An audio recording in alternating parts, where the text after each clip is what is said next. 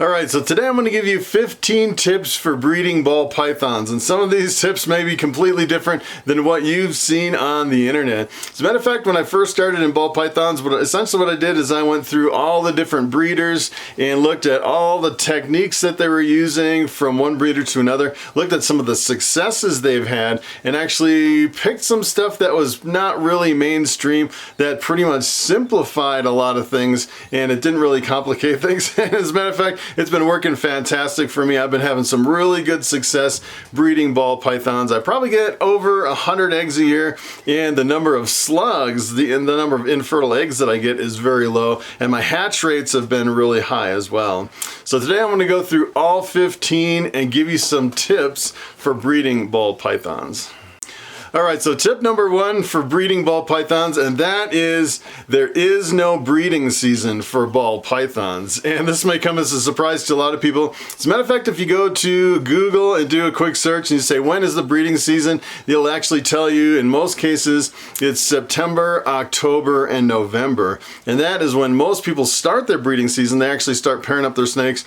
I actually pair up my snakes on the 15th of October every year. And pretty much the reason is because essentially I want my hatchlings to be ready for the reptile shows in the fall, and that's pretty much what everyone's flocking to in the fall. That's when all the hatchlings are available, and it's kind of like everybody following everybody else. But you don't necessarily have to breed in that specific month to have your hatchlings ready in the fall. As a matter of fact, I know of this guy. He goes to quite a few reptile shows here in my local area. He's not from the state and he travels around. He said he has several warehouses full of ball pythons, and his technique is he actually breeds on a rotating schedule. So every single reptile show that I've ever seen him at, he has a lot of hatchlings available. There's hatchlings available in the spring and hatchlings in the fall. So what he's doing is he actually has a rotation where he actually rotates different snakes on a different schedule and produces hatchlings all year long.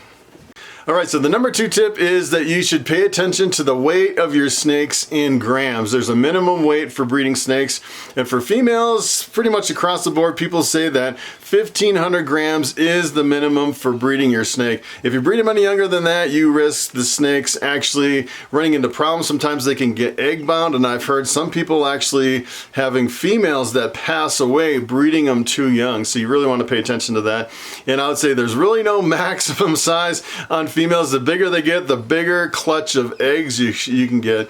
And then the males, I would say it doesn't really matter. They have to be at least 500 grams or more. So I'd say most males, in most cases, are ready by the first year. So you can have hatchlings 1 year, and then the very next year, in the fall, you can actually breed those males to some of your females. So it really speeds things up when you're working with the males because they don't have to be that big. But usually females, it takes 2 to 3 years to actually get to that weight. And sometimes they hit the 1,000-gram wall and you think you're doing really good until you get to about 1,000 grams or 1,200 grams, and then they go on a fast for, sometimes for months at a time, and that can really slow you down. And that is why a lot of people say you should really wait until they're 2 or 3 years old before you pair up your snakes. Alright, so tip number 3 is the male can actually breed several females, and a lot of people don't realize this at first. As a matter of fact, when I first started in ball pythons, I was buying a male and a female pair at a time every time I bought into a project. As a matter of fact, you can actually breed one male for up to 10 females. It is pretty incredible. As a matter of fact, Bobby here, this bamboo around my neck, his very first year, he actually bred over 10 females, and I had so many bamboos coming out. The problem is if you breed too many, you'll actually flood your own market. You can only have so many snakes of the same thing, and there's only a limited market usually for a lot of those snakes. But keep in mind that if you're actually buying males and females, usually I'd say in most cases people will pair one male with up to 3 females. It's a pretty safe bet. So usually you need fewer males when you're actually buying snakes. But the other thing that's interesting is I've actually gotten back to the point where I'm actually buying almost as many males as females now. It's almost the same ratio. And the reason is because, for example, I could take like a bamboo like around my neck, breed it to some females one year, and then say the next year I don't really want bamboos or that many bamboos, so then I'll take another male and kind of, you know, swap out my males every year. And you can kind of go on a 3-year rotation. If you have 3 males and 3 females, you can run 1 male through all the females every year. And that way you kind of have some lag time between what you're producing. You know, I can produce a whole bunch of bamboos one year, and then maybe 3 or 4 years later produce some bamboos again. And that way it's everyone's kind of hungry for the bamboos again, and then you can kind of cycle them that way. That's one technique for cycling your males through your females. All right, so tip number 4 is the male rotation. How long should I keep the male with the female, and how long should I separate them before pairing them up again? And I would say that's probably one of the biggest questions that I've seen in a lot of my comments under my videos. As a matter of fact, when I first started in ball pythons, I was kind of doing it the hard way, pairing up my males and females for about 3 or 4 days, giving them a few days off, and then putting the males back in with the female. And the problem with that is it's not really necessary. You don't really need to give them that much time together. A lot of people say you only need to pair them up once every 3 to 4 weeks, pretty much once a month. And then I found if you keep pairing up the males and the females, it really interferes with the feeding of the females, because you want to feed those females really heavy. So essentially what you're doing is you're kind of working against yourself by having them paired up all the time. So this year, essentially what I'm doing is I'm pairing them up for 3 or 4 days at least. You can actually leave them together for up to like a week or a week and a half, doesn't really matter. And then once you separate them for a few weeks and really start feeding those females, and you can feed the males too, because essentially what's going to happen is they're going to go on a fast. And that's kind of the rotation I've been doing this year, like 3 or 4 days on, I'd say 3 or 4 days to up to a week and a half, and then give them a week or 2 or 3 weeks off until you pair them up again. And I continue the rotation pretty much for about 5 months, or until the females start ovulating. And when the females ovulate, essentially what it is it's on the lower third of their body, right where the follicles are. They actually start swelling up really big like a balloon. And after that, it doesn't really matter after they ovulate if you pair them up or not. You pretty much get what you get, and that's when the eggs become fertilized. All right, so tip number 5 is when you're actually putting the 2 snakes together, the male and the female, you can actually sprinkle them down with lukewarm water. And I actually heard this on several breeders actually do this on a regular basis, and I started doing it all the time, every time I pair up my snakes. And the interesting thing is that if you actually pull like a male out of the tub and you put it with a female, if you open the tub on the female, I'd say 90% of the time that female is probably in a feeding mode, or sometimes it can be like in a defensive mode. And then you put the male on top of the female, and they kind of both go into kind of a flight mode. And kind of to break them out of these modes, the feeding mode or the flight mode or anything, it seems like when you sprinkle them with water, they just kind of get a little confused, don't really know how to act, and it almost seems like it triggers a breeding mode, which is kind of interesting. All right, so tip number 6 is you want to power feed your females at the beginning of the breeding season. And the funny thing is usually when you say that word power feeding, it's like taboo. We don't want to power feed our snakes, and in most cases that is true. You don't want to overfeed your snakes. But I would say in this case, essentially what you want to do is you want to put as much food as you can within reason into your females, because you know once they get into the breeding season, they start developing the eggs in their body. They go on a really long fast, and they just stop eating. Sometimes I'd say usually for at least 4 to 5 months that they'll stop eating, until after they lay eggs. And sometimes they're really stubborn even after they lay eggs to get them back on food. I've had them fast for 6 or 7 months in some cases. So what you really want to do is before you pair up those snakes, you want to get the best body condition as possible. And I would say kind of disclaimer, if you're actually power feeding your snakes, you don't want to feed them too many rodents together all at the same time. And I've actually ran into this problem where I had one of my hatchlings. It was almost like a yearling sized snake, and I kept feeding him over and over and over the same day. Gave him like 3 rodents in one day, and he actually regurgitated those rodents. So what you need to do is you need to feed more frequently, but you still want to space out the feeding. For example, if you're feeding like once a week, you might do like once every day for a couple days in a row, and then kind of space it out, give them a couple days off, and then try to feed them another one, maybe a couple days off, and then feed them another one. Just increase the frequency. Try not to do too many rodents in one day.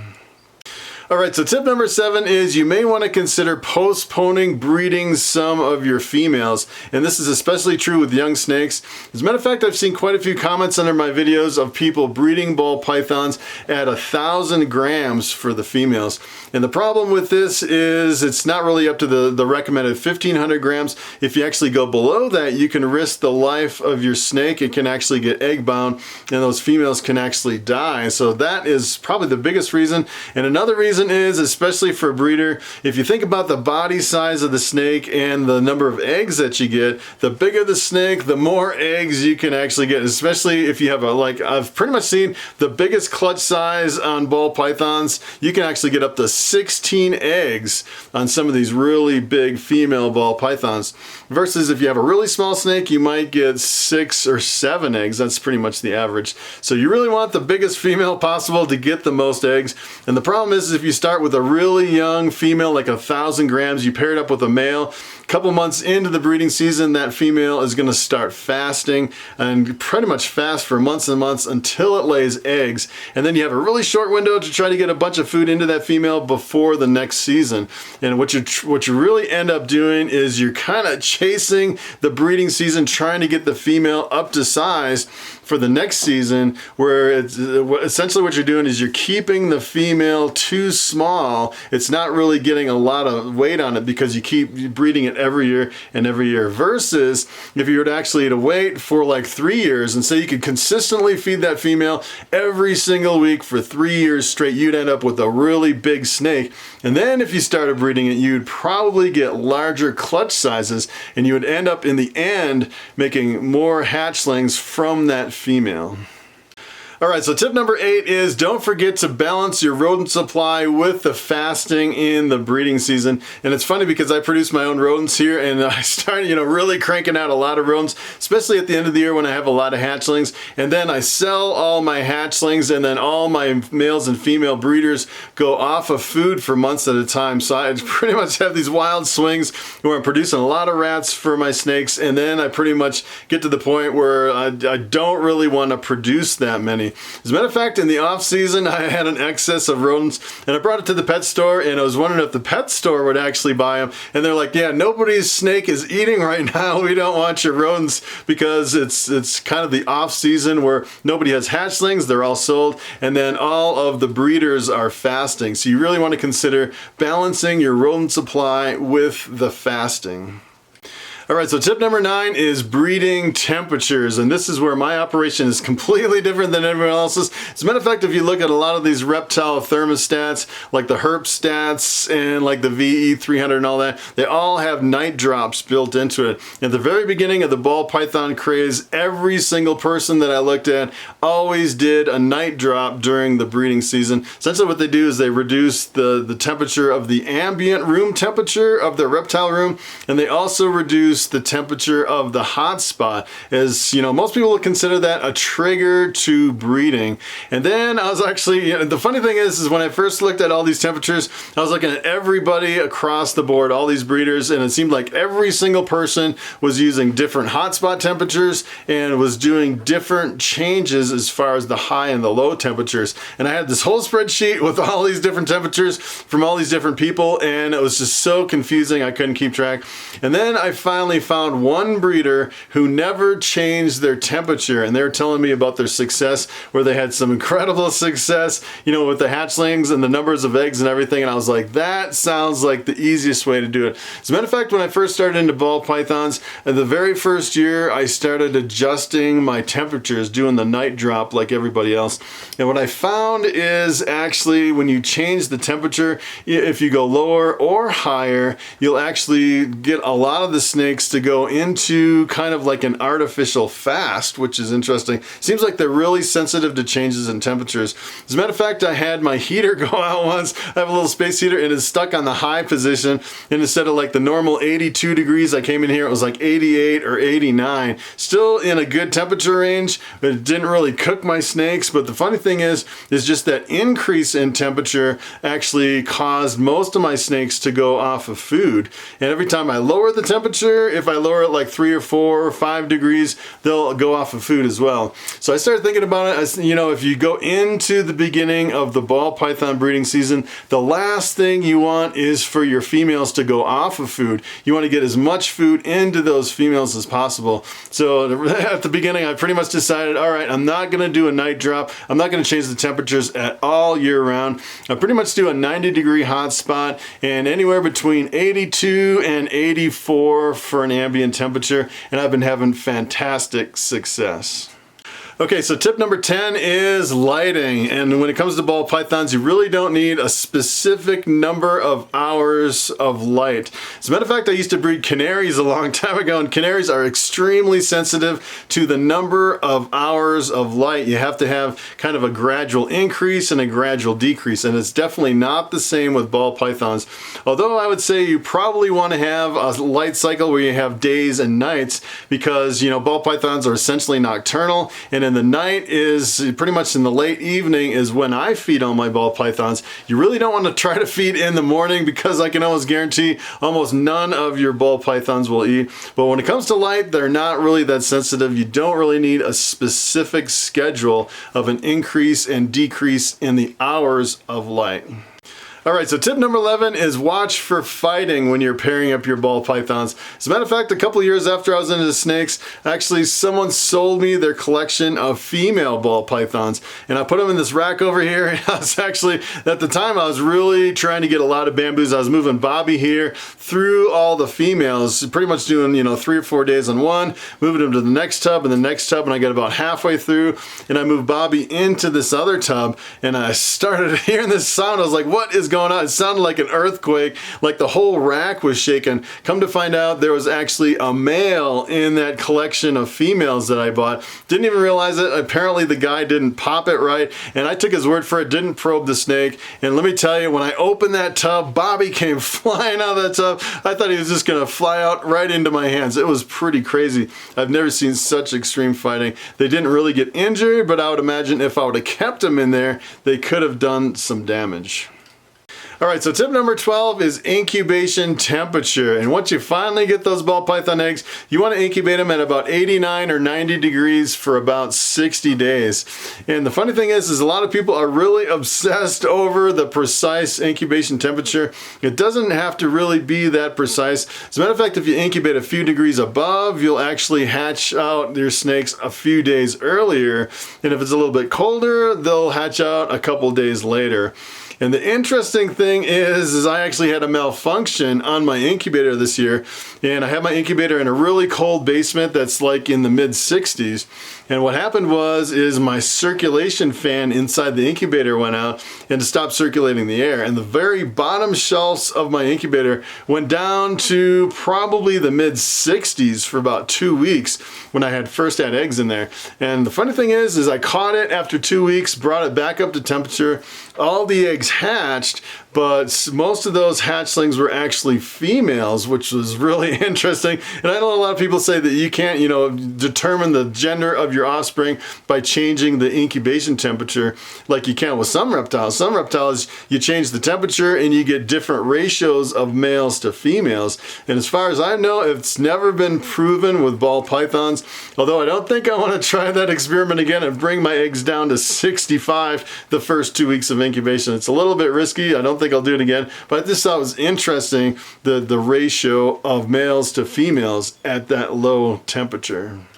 All right, so tip number 13 is incubation humidity. And when you incubate your eggs, I would say you probably want close to 100% humidity in your egg boxes. And when I first started out, I was actually trying to put holes in the sides of my egg boxes or crack the tops open a little bit and trying to control the humidity inside of the incubator itself. And I finally moved away from that and pretty much went to a press and seal right on top of the egg box, completely seal it up with press and seal with no holes or anything else in there, and that keeps the humidity in there for the full 60 days. You don't have to worry about it drying out.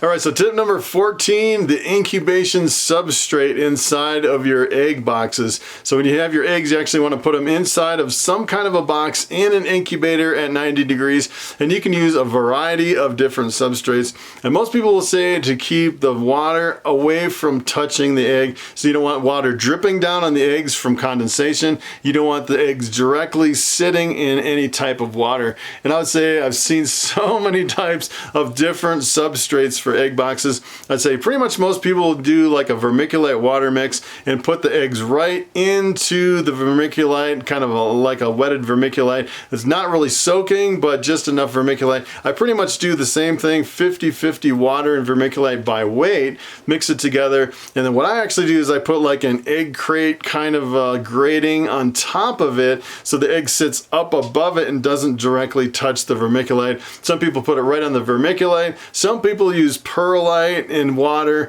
Some people actually use sponges in water, and I've actually seen one where they take their egg boxes and have kind of this, you know, the egg crate grating suspended over just a tub of water with nothing in the water. It's just water itself. The problem with that is I actually tried that once, and it seems like you could easily splash it on the eggs. It's a little bit difficult, but whatever you use, you definitely need something that gives you enough humidity in the egg box and something that where you can actually keep the eggs from touching the water. All right, so tip number 15 is feeding your hatchlings. And let me tell you, that is another hurdle. After your eggs start hatching and you get a bunch of hatchlings, that was pretty much the hardest thing when I first started out, is I had all these snakes and none of them would eat anything. It was so frustrating. And I pretty much went through a whole bunch of different food items. I did frozen thawed rats, frozen thawed mice, and then I went to little live rat pups, because it's pretty much what I breed here in my collection. I have a lot of rats, and I was trying to feed them all live rats, and I'd say out of almost 40 snakes at any one time, I'd only have like 5 or 6 that would actually eat the live rat pups. And I know some people say, you know, I bought a hatchling and it ate live rats right off the bat, and I would say that is usually an exception.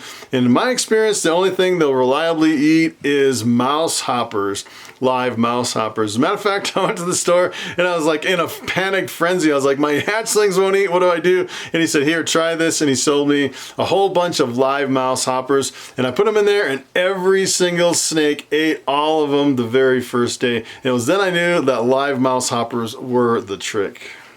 All right, so it is time for the question of the day. And HeatSeeker872591 asks, how is your corn snake doing? And that is a very good question. As a matter of fact, I just happen to have him right here. And this is Big Red. He is my male corn snake. Look at how big he is. He's a beauty. He's really huge. As a matter of fact, he just went through a shed. He's looking really good. Look at how big and beefy he is right in the back. He's almost getting a little too thick, I think.